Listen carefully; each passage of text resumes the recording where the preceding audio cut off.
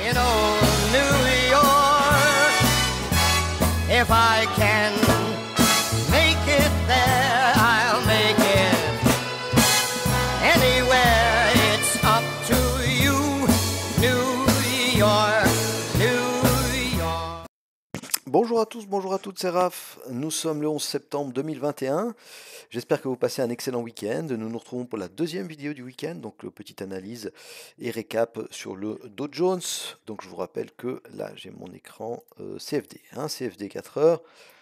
Voilà, donc on va voir ce qui s'est passé cette semaine dans un premier temps par rapport aux zones qu'on avait définies. Est-ce qu'elles ont réagi, pas réagi, comment elles ont réagi, etc. Donc on a ouvert ici, petite flèche noire sur cette bougie, hop, ici, voilà, cette bougie-là, d'accord, petite bougie d'hésitation.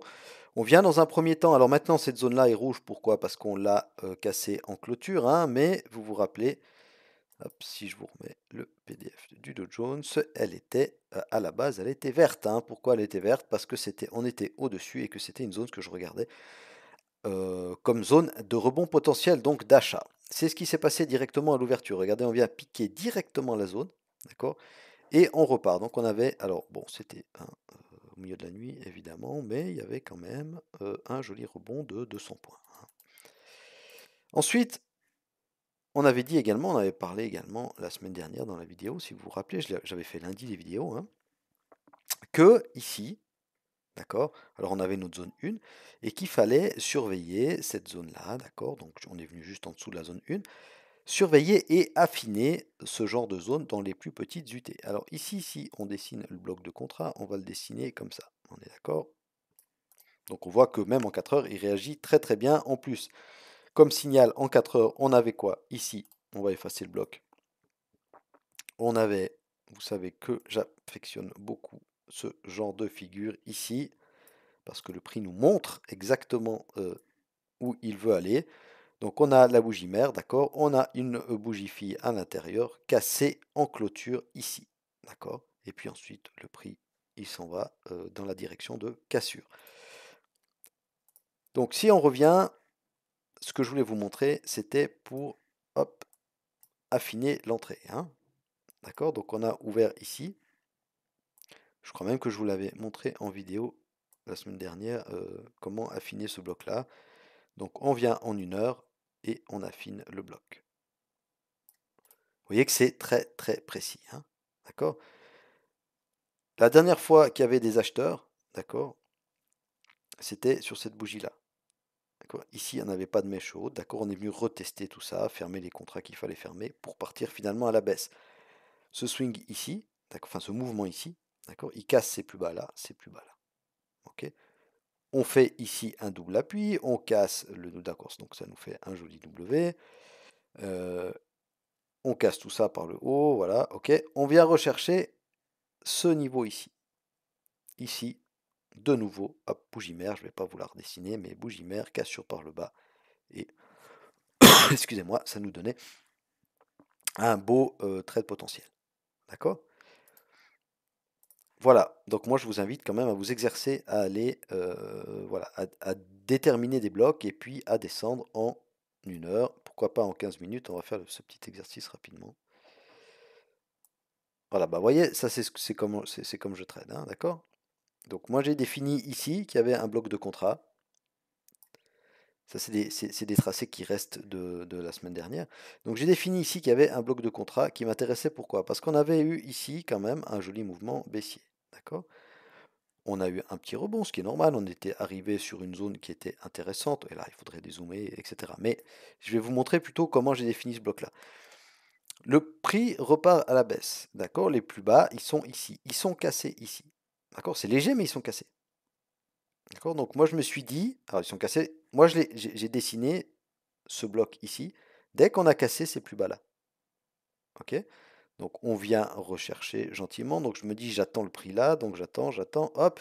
Ici on casse encore ces plus bas, d'accord? On est toujours parti de ce point là, d'accord? On n'a pas fait de plus haut. On casse ce point là, donc là on le casse franchement. Donc là honnêtement je me dis bon, j'ai raté le mouvement, on n'est pas revenu chercher ce mouvement là, ce bloc ici. Mais finalement regardez, d'accord, avec beaucoup de patience, je vous l'accorde, mais on vient rechercher, on fait 2 mèches ici. D'accord, moi je l'ai dessiné à peu près quand on a cassé ça, hop. Alors c'était au milieu de la nuit, donc je ne traite pas pendant la nuit, hein, donc j'ai dû le dessiner, voilà, à peu près quand j'ouvre à peu près mes graphiques entre 7h30 et 8h, voilà, j'ai dû le dessiner par là, à ce moment-là. Donc c'était le mercredi 8 septembre à 8h à peu près, hein, d'accord? Donc je me suis dit, hop, quand je vois ce mouvement-là, je me dis, bon, tant pis, hein, j'ai raté le mouvement, donc j'ai pas à trader. Par contre, après, voilà, on est patient, et puis à 15h30, d'accord, qu'est-ce qui se passe? On vient faire une toute petite mèche ici, d'accord, confirmée par la deuxième mèche. Moi, je suis rentré sur la première mèche, d'accord, je me suis fait sortir ABE une fois, parce qu'on ne peut pas rentrer aussi précis que ça. Je me suis fait sortir ABE une fois, et puis la deuxième fois, bah, j'ai réussi à avoir un joli mouvement. J'ai pas eu tout le mouvement, je sais plus de tête, j'ai fait quand même quelques points. Voilà, sur ce mouvement-là. Ok? Et puis si on retourne ici, c'était ça qui nous intéressait à la base, d'accord? Vous voyez qu'on l'avait affiné en 1 heure, d'accord? C'était donc à partir d'ici, hein. On l'avait affiné en 1 heure, et ici, hop. Donc, alors moi je prends la mèche, hein, mais on pouvait l'affiner comme ça aussi. D'accord, vous voyez que là, en l'occurrence, ça ne doit pas changer grand-chose entre le 15 minutes et le 1 heure, pardon. Voilà, hein. Et à nouveau, ici, en 15 minutes, on a quoi? Bougie mère, hop, hop, hop, cassure par le bas, retest du bas de la bougie mère, regardez.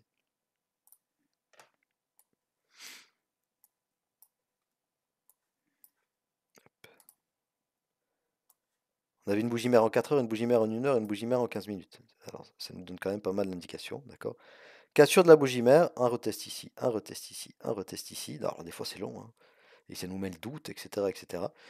Et finalement, voilà, le prix part dans le bon sens. Voilà, alors on va juste revenir sur le 4 heures, sinon on va prendre trop de temps.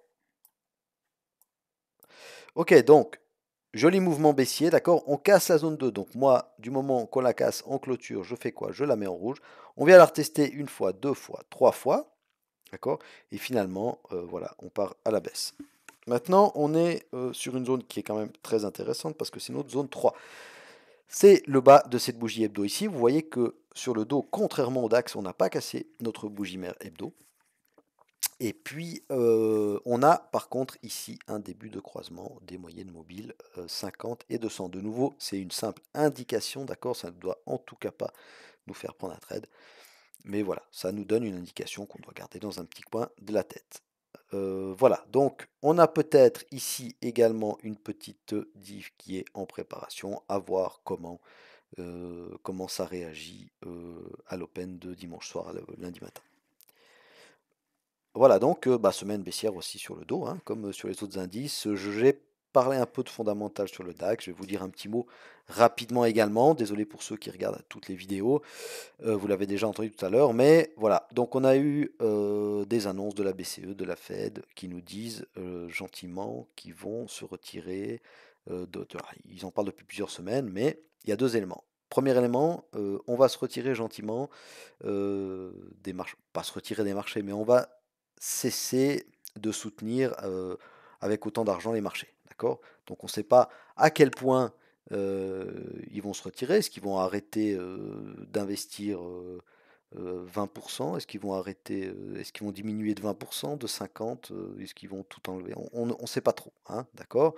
Et puis, ils ne nous donnent pas de date non plus. Et par contre, ils nous disent que l'inflation est plus haute que prévu. Donc tout ça, ce sont des éléments qui font quoi? Qui font pas plaisir au marché, qui mettent le doute dans la tête des investisseurs. Et du coup, ben, ça corrige, ça baisse, ça hésite, il y a des petits rebonds, voilà. C'est pas très très clair. C'est pas très clair, mais techniquement, regardez, donc au niveau fondamental, mais techniquement, pour le moment, c'est très clair. Pourquoi? Parce qu'on respecte nos zones de vente, d'accord? Ici, on verra comment ça se passe, mais on voit qu'on a quand même eu un joli rebond. Regardez, si vous faites de l'intraday, hein, si vous faites de l'intraday, ici, on a un beau mouvement quand même, hein. On a un mouvement de... Donc notre zone 3, elle réagit, hop, de 200 points quand même, d'accord? Donc ça, c'était vendredi. Moi, je l'ai tenté, ce trade-là. Je me suis fait BE, voilà. Parce que je pensais peut-être le vendredi soir, vous savez que souvent le vendredi soir, on aime finir aux États-Unis sur une note positive, et puis là, bah, du coup, ça a pas fonctionné, mais c'est pas grave. On est content d'avoir essayé. Voilà donc ce qu'on pouvait dire sur le récap de la semaine. On va juste aller voir. Alors oui, j'avais enlevé, parce que quand je prépare les vidéos, j'enlève les points pivots pour toujours surveiller plus facilement le prix, hein, ça m'enlève des informations. Et puis surtout des traits sur le graphe. Voilà, donc en hebdo, donc du coup on va les enlever et on les remettra tout à l'heure pour définir nos zones. Comme je vous l'ai dit, en hebdo, on est toujours, d'accord, contrairement au DAX dans cette bougie mère hebdo ici. On est sur le bas, d'accord, donc ça pourrait rebondir, ça pourrait aussi casser, retester et partir à la baisse. Ok, donc on verra tout ça.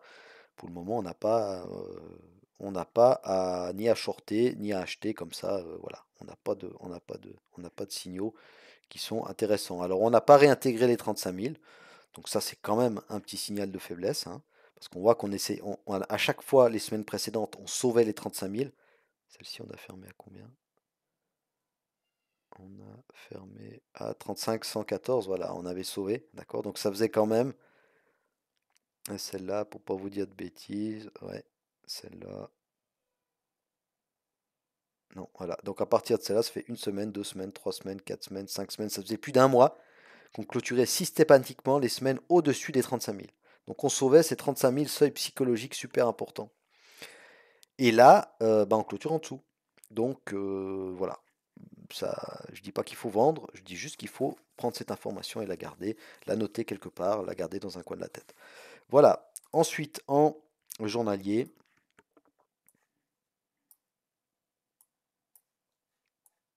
sans surprise, hein, on a une semaine baissière, d'accord? On a lundi où on hésite un petit peu, et puis ensuite on casse ce petit range ici, d'accord? On avait un petit range ici, hop, de distribution du coup. Et puis on est parti à la baisse, venir rechercher ces niveaux ici. Vous voyez qu'ici on a deux belles mèches, d'accord? Donc quand on a des mèches comme ça, on sait deux choses, ça nous indique deux choses. Ça nous indique qu'ici il y a pas mal d'acheteurs, donc c'est une zone qui est défendue, hein. Vous voyez qu'ici en plus on a des mèches, qu'ici on a les précédents hauts, qu'ici ça a travaillé, ici hop, on a encore des précédents hauts. J'aime bien dessiner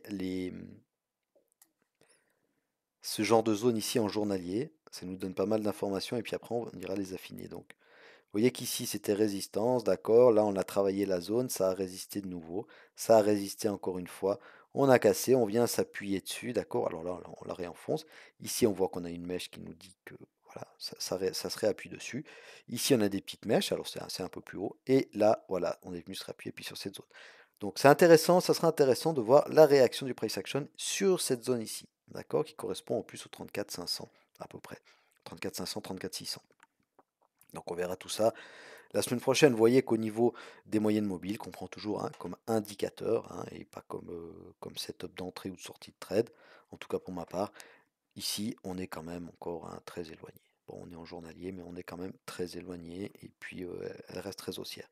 Mais quand même, on n'a pas encore cassé ce précédent bas ici si on compte les mèches. Hein. Si on compte les clôtures, on l'a cassé. On a fait un ici, on avait un plus haut que le précédent. Là, on a un plus haut plus bas que le précédent. Et si on casse ces mèches ici, encore en clôture journalière, on aura un plus bas que le précédent. Donc la loi de dos est gentiment en train de s'inverser, en tout cas ici. Ok? Vous voyez qu'ici aussi, on avait un début d'inversion, mais on est reparti à la hausse. Donc il faut quand même attendre les confirmations. Voilà ce qu'on pouvait dire ici sur le journalier. On va retourner en 4 heures. En 4 heures, on a... Vous voyez la zone journalière, hein, elle est juste en dessous de notre zone 3.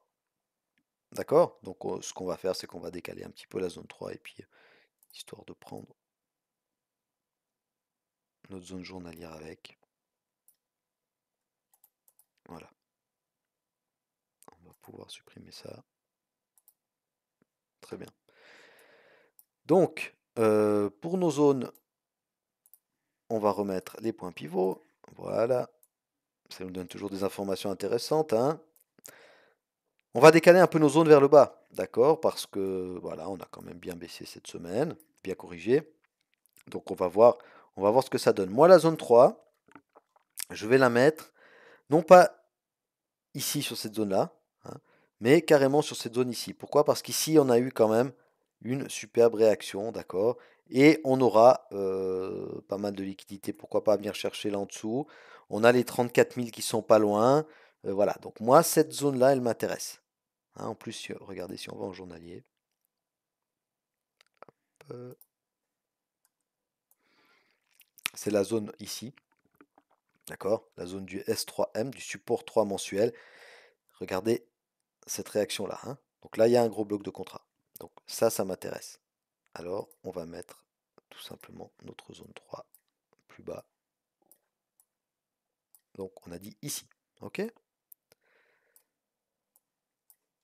On va essayer de faire ça proprement. Hop. Donc, on déplace la zone 3 et on la met sur cette zone-là. On surveillera entre deux, hein, évidemment, cette zone-là. D'accord? Donc, la zone des 34 250 à peu près. C'est un institut aussi qui est très tradé, hein, les 250, 250, 500, etc. Notre zone 2, je vais la déplacer également ici. Maintenant, je pense que vous comprenez comment je fonctionne, hein. Donc, vous savez pourquoi je la mets là. Je la mets là parce que on a le bas de cette bougie hebdo qu'on n'a pas cassé. Ça, c'est important. Et puis, on a les 34 600, donc on a un instit, hein, on a les 500 juste en dessous.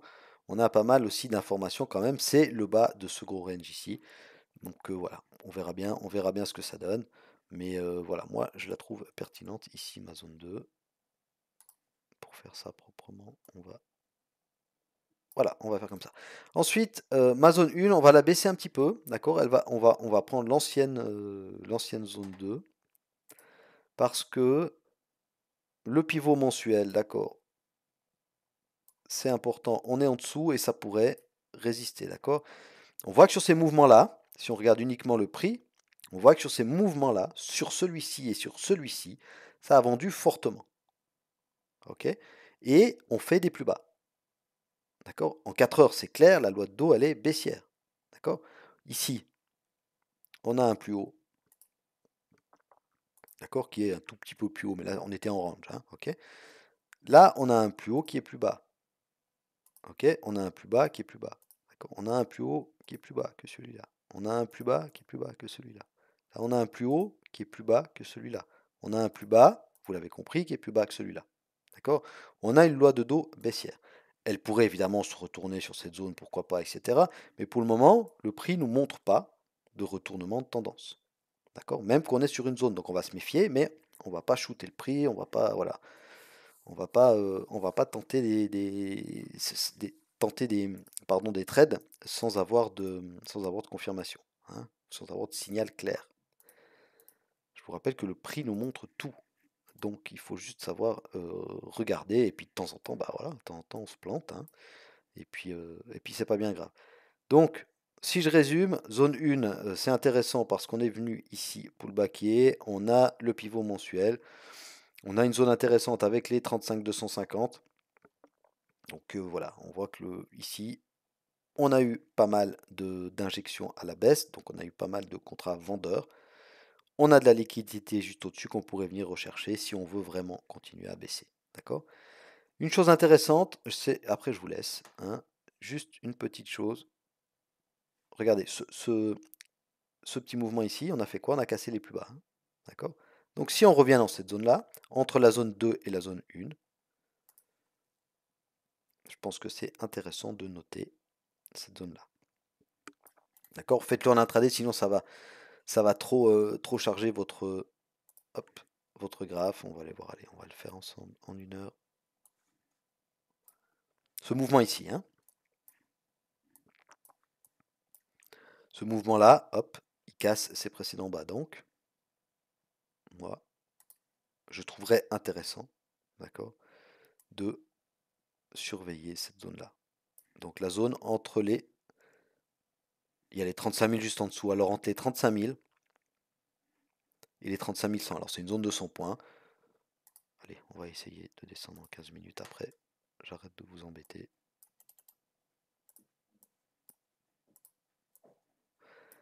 Après, on peut descendre encore en 5 minutes, etc. etc. hein. Donc on peut l'affiner encore en montant, mais on ne gagne pas grand-chose parce que si on veut prendre des 35 000 avec, voilà.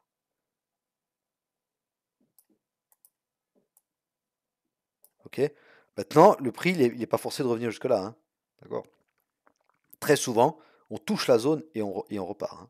Donc voilà, à surveiller. Ok? Voilà, j'espère avoir été clair. Si vous avez des questions, des remarques, n'hésitez pas à les poser en commentaire. N'hésitez pas également à vous abonner à ma chaîne, à me mettre un petit pouce bleu, ça fait toujours plaisir. Et puis à partager ma chaîne. Je vous souhaite à tous et à toutes un excellent week-end. Pour ceux que ça intéresse, je vais tout de suite tourner la vidéo sur le Nasdaq. Et puis pour les autres, je vous retrouve avec plaisir le week-end prochain pour 3 nouvelles vidéos. Et je vous souhaite une excellente semaine de trading. Soyez très prudents sur les marchés financiers. Salut à tous, bye bye.